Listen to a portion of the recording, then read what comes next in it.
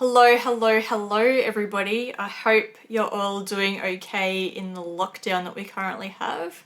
And if you're watching this in the future, it's 2020 and we're all shut inside our houses because somebody ate a bat. True story. I thought I would do a little video on some of the guitars that I use for my ambient and drone stuff. And also one of the guitars is what I used exclusively in Tone Bogan's season 1. So let's have a look at what I have. Apologies in advance as well if the lighting's weird. I'm just trying out some new stuff in these little chit chat videos. It is going to reflect on the pick guards quite substantially because I haven't worked really anything out at the moment, but I will do close-ups of all the guitars that I'm talking about as well, so you won't miss out on seeing what they look like. The first one is obviously the one that I'm holding. It's a kit that has been created and supplied by Artist Guitars in Australia. I'll put the link in the description box if you're in Australia. This is the kit I recommend of the two that I have built. And mostly because the quality straight out of the box is a little bit better than the other two, and a lot less work was involved to complete it. It was all sanded back really nicely, and the belly cut contour on this is a little bit finer and a lot nicer. It's also really lightweight, so if you're tiny like I am, this is definitely the goer. This one is all vintage white and parchment or cream. I can't remember what the trim and pickguard cover was sold to me as, but it's literally just as white as I could get the colour palette with a dark fretboard. And then I just put a black knob on the 5-way switch because I thought it looked cool. I've got some Wilkinson M series single coils in there, obviously single coils, and they're really bright. I think they may be ceramic, these ones. They're the cheapest ones that you can get. And this guitar is really bright because also the wood, as I said, super lightweight. I could pretty much just hold it with 2 fingers, I think, yeah. Really light. Really, really light. And that doesn't help with the brightness. The lightness doesn't help with the brightness, you might say. This one, unlike the other two as well, I haven't locked down the trem, so I do a little bit of whammy drop on occasion on this one, but also not really because it's not really my thing.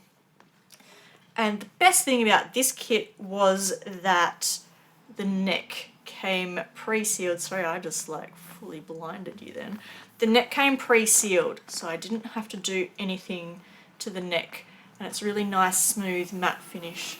Really fast neck. And it's also probably really good. It's really, really small C. Like that's way not chunky.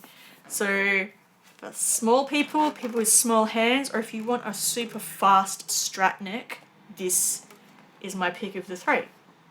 Let's look at the one I've used the most. Get over there! So this one, again I'll leave the link below, was from an eBay seller.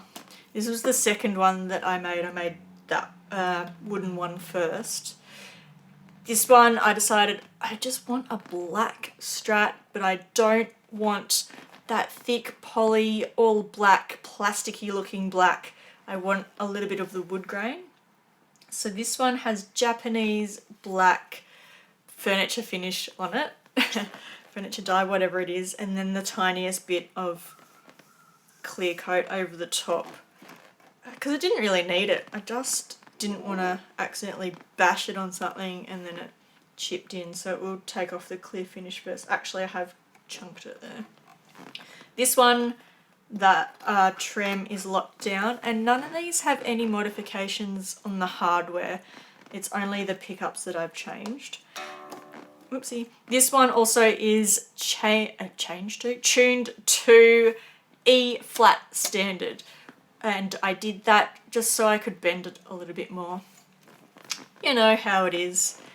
Has some cool black metal knobs on it, just because it looked rad, and I think the pots didn't fit the other style of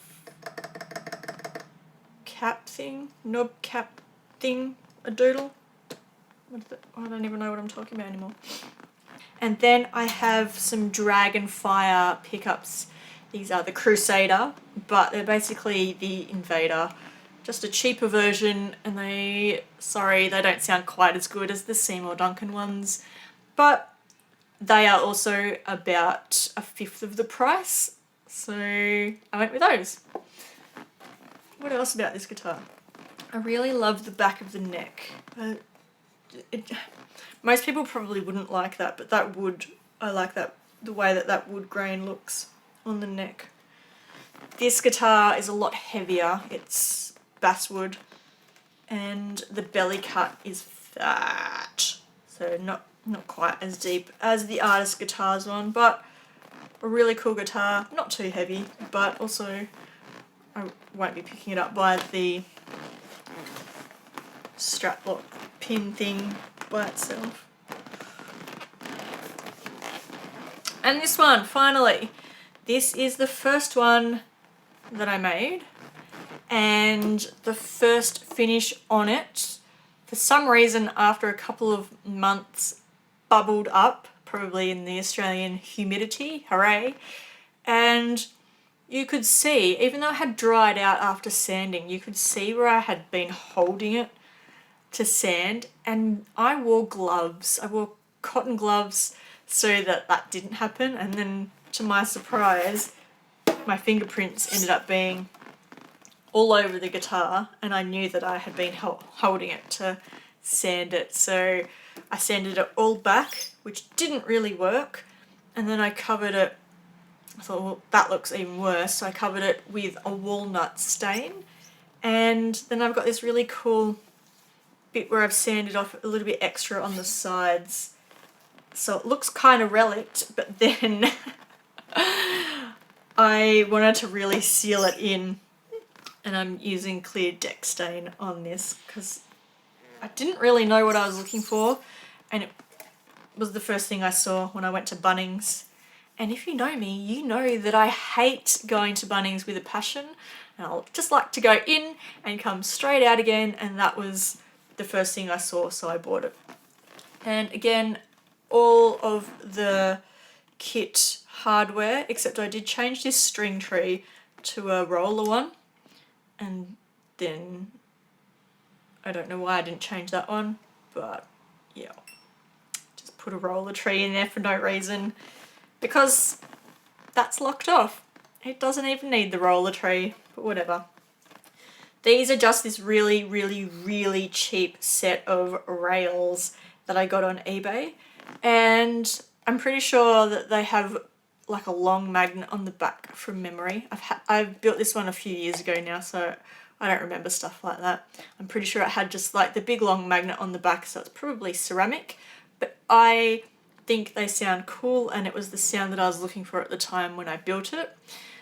The reason I got into doing all of these DIY guitars was because I was trying to get this really lo-fi garage rock sound out of a guitar, and that was actually what sold me on it, was those pickups. But then it escalated pretty quickly, and I ended up with like a million really cheap crap pedals as well, and Tone Bogans was born. So this is the reason Tone Bogans even exists, this guitar. Just trying to find a certain sound that I couldn't get my hands on the guitars that I had at the time. And I thought, well, I'm not going to buy a guitar, I'll just build one to my exact specifications. And now I've built about a dozen of them. Yeah, true story. And I really like the perlite on this. I know that it kind of looks a bit overkill, but that is a nice pickguard. That's my little video for today. Nothing too exciting, but now you know how crap the guitars are that I am using.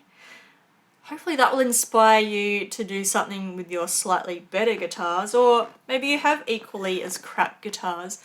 You can make anything as long as your setup is done properly.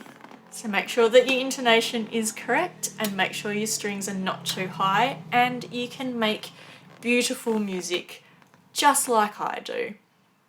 Of course you can. You can probably make better music than I do because I'm quite lazy with my drones and ambient guitar stuff. Everyone seems to like it, so I'll stick with what I'm doing at the moment. Also, I hope you appreciate the Ace Ventura hairstyle that I did for your enjoyment today. I will catch you in part 2 of this little quick series on my guitars, and I'll have another 3 DIY guitars for you coming right up.